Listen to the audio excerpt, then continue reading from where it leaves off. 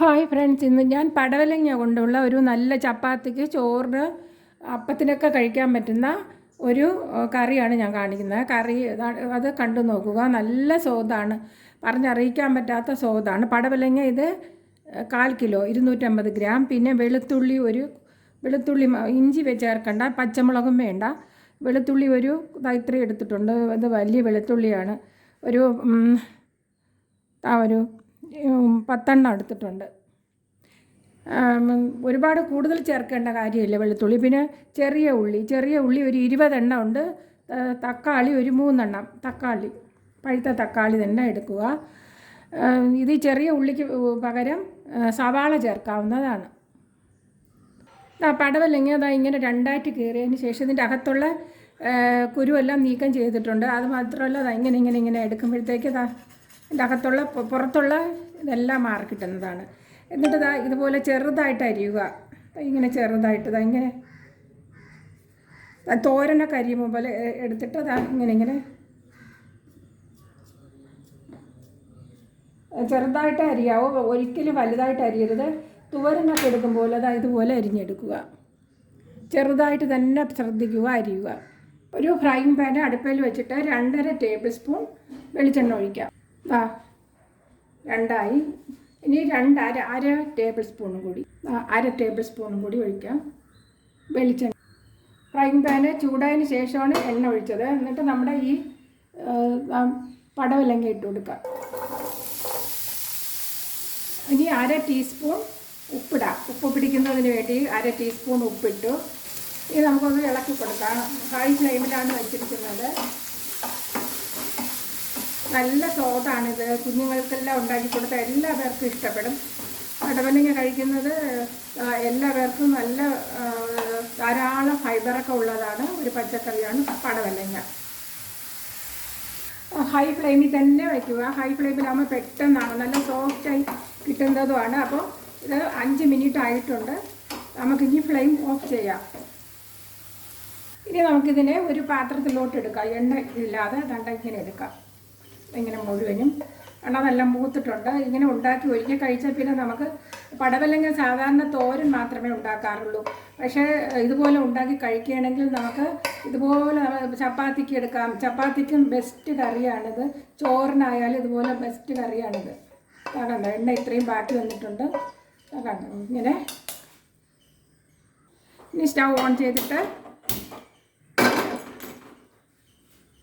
ഇനി ഒരു 2 table spoon വെളിച്ചെണ്ണയും കൂടി ഇതിൽ ഒഴിച്ചു കൊടുക്കാം. 2ാമത്തെ ടേബിൾ സ്പൂൺ ഏത് ഓയിലാണോ നിങ്ങൾ ഉപയോഗിക്കുന്നത് അത് യൂസ് ചെയ്യാവുന്നതാണ്.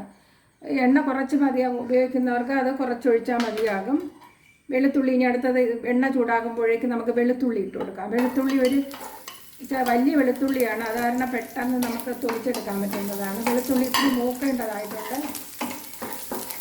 വെളുത്തുള്ളി ഒരു 10 അല്ലി വെളുത്തുള്ളി എടുക്കുക. വെളുത്തുള്ളി ഇത്തിരി മൂക്കണം. വെളുത്തുള്ളിയുടെ ഫ്ലേവറൊക്കെ ഇറങ്ങി വരുന്നതിന് വേണ്ടി ഹൈ ഫ്ലെയിമിൽ തന്നെ വയ്ക്കുക. 1 മിനിറ്റ് ഇതുപോലെ ഇങ്ങനെ ഒന്ന് വഴറ്റുക വെളുത്തുള്ളി. അപ്പം വെളുത്തുള്ളിയുടെ ഫ്ലേവറൊക്കെ ഇറങ്ങി വന്ന് നല്ല സ്വാദായിരിക്കും. ചെറിയ ഉള്ളി തൊലിക്കാൻ ബുദ്ധിമുട്ടാണെങ്കിൽ 1 മിനിറ്റ് ആയിട്ടുണ്ട്. ബർണർ അനുസരിച്ചിരിക്കും ഓരോ ബർണറിന് ചൂട്. ഇത് ചെറിയ ഉള്ളി അരിഞ്ഞ് ഇട്ടതാണ്.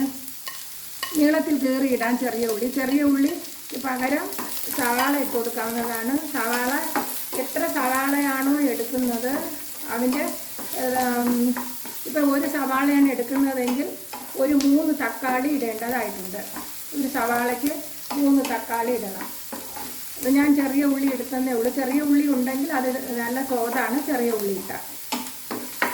ചെറിയ ഉള്ളി വലിയത് നോക്കി കടയിൽ പോയി മാർക്കറ്റിൽ പോയാൽ നമുക്ക് എളുപ്പം തൊലിച്ചെടുക്കാവുന്നതാണ്. ഇത് ഹൈ ഫ്ലെയിമിൽ തന്നെ വയ്ക്കുക. ഫ്ലെയിം കുറച്ച് വയ്ക്കേ വേണ്ട. ചെറിയ ഉള്ളിയിട്ട് 1 മിനിറ്റ് ആയിട്ടുണ്ട്. ഹൈ ഫ്ലെയിമിലാണ് വെച്ചേക്കണം. ഇനി ചൂട് കുറച്ച് വെച്ചതിന് ശേഷം ലോ ഫ്ലെയിമിൽ വെച്ചിട്ട് നമുക്ക് തക്കാളി അരിയാൻ പോകാം. തക്കാളി 20 ചെറിയ ഉള്ളിക്ക് ഞാൻ 3 തക്കാളി എടുത്തിട്ടുണ്ട്. അര ടീസ്പൂൺ മഞ്ഞൾപ്പൊടി ഇട്ട് കൊടുക്കുക. ഇനി 1 ടീസ്പൂൺ മുളക് പൊടി, ഇത് കാശ്മീരി ചില്ലി പൗഡറാണ്. എരിവിനനുസരിച്ച് ഓരോരുത്തരുടെ എരിവിനനുസരിച്ച് 1 ടീസ്പൂണാണ് ഞാൻ ഇട്ടിട്ടുള്ളത്.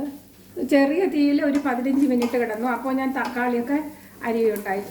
ഫ്ലെയിം കുറച്ച് വെച്ച് ലോ ഫ്ലെയിമിലാണ് 15 മിനിറ്റ് കിടന്ന് വഴേണ്ടത്. പെട്ടെന്ന് ആവശ്യം വേണമെന്നുള്ളവർക്ക് ഹൈ ഫ്ലെയിമിൽ വെച്ച് എടുക്കാവുന്നതാണ്. 15 മിനിറ്റ് ആയപ്പോൾ ഉള്ളിയിലെല്ലാം മൂത്തൊക്കെ വന്നിട്ടുണ്ട്. അപ്പോൾ നമ്മുടെ ഈ തക്കാളി ഇട്ട് കൊടുക്കാം. 3 മീഡിയം സൈസ് തക്കാളിയാണ് എടുത്തിരിക്കുന്നത്. അതും ഈ പടവലങ്ങ എങ്ങനെയാണോ അരിഞ്ഞത് അതുപോലെ ചതുരത്തിൽ ചെറുതായിട്ട് അരിയുക. ഈ ഫ്ലെയിം കൂട്ടി വയ്ക്കുക. ഇനി ഉപ്പ് ഒരു 1/2 ടീസ്പൂൺ ഇടാം. ഉപ്പ് നോക്കിയിട്ടിടുക. ഇതിൽ ആദ്യമായിട്ടാണ് ഉപ്പിടുന്നത്. തക്കാളി, ഉള്ളി, വെളുത്തുള്ളി ഇതെല്ലാം വഴറ്റിയതിന് ശേഷം ഇപ്പോഴാണ് ആദ്യമായിട്ട് ഉപ്പിടുന്നത്. ഉപ്പ് നമ്മളിങ്ങനെ നോക്കിക്കൊണ്ടിരിക്കും. ഉപ്പ് നോക്കുക. ചൂടായിട്ട് ഉപ്പ് നോക്കരുത്. ഹൈ ഫ്ലെയിമിലായതുകൊണ്ട് ചൂട് കൂടുതലായിരിക്കും. പല്ലിനൊക്കെ കേടാണ്. പല്ലിന് കേടാണ്. ചൂട് എടുത്ത് വായിൽ വയ്ക്കുമ്പോൾ നമുക്ക് പെട്ടെന്ന് പല്ല് ചീത്തായി പോകും. അതുകൊണ്ട് തണുത്തതിന് ശേഷം നമ്മളെടുത്ത് മാറ്റി ഒരു പ്ലേറ്റിൽ വെച്ചതിന് ശേഷം നമ്മൾ തണുക്കുമ്പോൾ എടുത്ത് ഉപ്പ് നോക്കാം. ഹൈ ഫ്ലെയിമിലാകുമ്പോൾ പെട്ടെന്ന് ഈ തക്കാളിയൊക്കെ വഴേണ്ടതായി പെട്ടെന്ന് തന്നെ ഇങ്ങനെ കിട്ടുന്നതാണ്, ഉടഞ്ഞ് കിട്ടുന്നതാണ്. തക്കാളി ഇട്ട് ഒരു 1.5 മിനിറ്റ് കഴിയുമ്പോഴേക്കും ഹൈ ഫ്ലെയിമിൽ വെച്ച് വഴറ്റിയതിന് ശേഷം നമ്മൾ ഈ പടവലങ്ങ അതിൻ്റെ പുളിയൊക്കെ പിടിക്കുന്നതിന് വേണ്ടി നല്ല സ്വാദാണ് ഈ പടവലങ്ങ അതായി ഇട്ട് കൊടുക്കുക. പ്രത്യേകം തന്നെ വഴറ്റാൻ ശ്രമിക്കുക. പടവലങ്ങ വഴറ്റിയത് ഇട്ട് കൊടുക്കുക. പ്രത്യേകം തന്നെ വഴറ്റുക. എന്നാലേ സ്വാദ് ഏറത്തുള്ളൂ. അങ്ങനെ ഇട്ടേക്കാം. 2 മിനിറ്റ് ഹൈ ഫ്ലെയിമിൽ വെച്ച് വഴറ്റിയതിന് ശേഷം നമ്മളിത് അടച്ച് ലോ ഫ്ലെയിമിലാക്കി വയ്ക്കുക. 10 മിനിറ്റ് ആയിട്ടുണ്ട്. അപ്പോൾ നമുക്കൊന്ന് തുറന്ന് നോക്കാം. അതുവരെ ഇളക്കിയൊന്നും വേണ്ട. അതിൻ്റെ കണ്ടോ 10 മിനിറ്റ് ലോ ഫ്ലെയിമിലാണ് കിടന്നത്. കറി ആയിട്ടുണ്ട്. തക്കാളിയൊക്കെ വെന്തുടയുന്നതാണ് കാര്യം. വെന്തുടഞ്ഞിട്ടുണ്ട് കണ്ടോ. ഇനി നമുക്ക് കുറച്ച് കറിവേപ്പില ഇട്ട് കൊടുക്കാം. നല്ല മണം വന്നിട്ടുണ്ട്. ഇനി കറിവേപ്പില കൂടെ ഇട്ട് നമുക്ക് ഫ്ലെയിം ഓഫ് ചെയ്തിട്ടാണ് കറിവേപ്പില ഇടേണ്ടത്. നല്ല സ്വാദുള്ള ഒരു കറിയാണ്. ചപ്പാത്തിക്കും ചോറിനും അപ്പം കഴിക്കാനും ഒക്കെ നല്ല ടേസ്റ്റുള്ള ഒരു കറിയാണ്. കണ്ടോ ഇത് നിങ്ങൾ ഇതുപോലെ ഉണ്ടാക്കി നോക്കുക. ഇനി അടുത്തൊരു വീഡിയോയുമായി കാണാം. എൻ്റെ ഈ ചാനൽ ഇഷ്ടപ്പെടുകയാണെങ്കിൽ സബ്സ്ക്രൈബ് ചെയ്യാത്തവർ സബ്സ്ക്രൈബ് ചെയ്യുക. ഉപ്പൊക്കെ ഉണ്ടാകുന്ന നോക്കുക. എളുപ്പം ഉണ്ടാക്കാവുന്നതാണ്. എല്ലാവർക്കും എല്ലാവിധ നന്മയും ഐശ്വര്യവും ഈ പുതുവർഷത്തിൽ ഉണ്ടാകട്ടെ. Good bye.